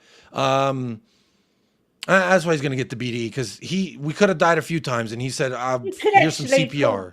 You could actually call it the Ben Davies energy. There you go. Just saying. Ben Davies energy. Hey, what a great, you know what? I like that. I like that a lot. And for the dog of the match, I got to give it to Kulu. That the sweet little pass between the legs. I mean, come on. Nutmegging, and then Jed Spence scores his first Premier League goal for Tottenham, or excuse me, not Premier League goal. First ever goal for Tottenham Hotspur. Absolutely appreciated it. So the emphasis was on the one word there. I know, but I love that song. Sorry. It's a fantastic. I love that song too. That's why I love that I could do a 2-second clip and not get copyrighted for it. So it's fantastic. Yeah.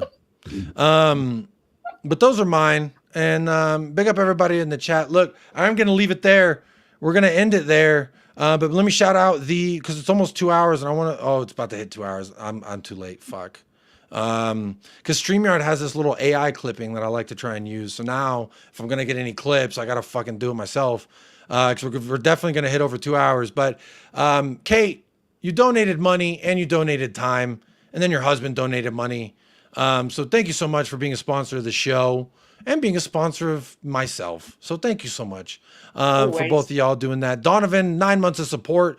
I appreciate every single month. And good luck pushing that YouTube baby out. I hear they have big heads. Drewzilla, thank you so much for the super chat as well. As long with Lazy 8, Nick, my brother from New York. How you doing, man? Big up to you. Big up Peter.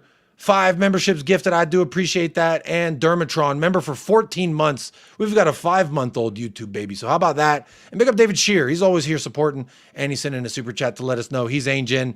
I am Ange. All right. Yes, it was shaky. Yes, it was a little worrisome. But at the end of the day, we got to the destination, baby. And that's all, you got to talk to me nicely. You have to, because we won. And if you don't want to, that's okay. Because Fabrizio Romano will. El Satora, here we go. Or should I say, today's my name is Fabrizio Romano here with... Yes, exactly. Exactly.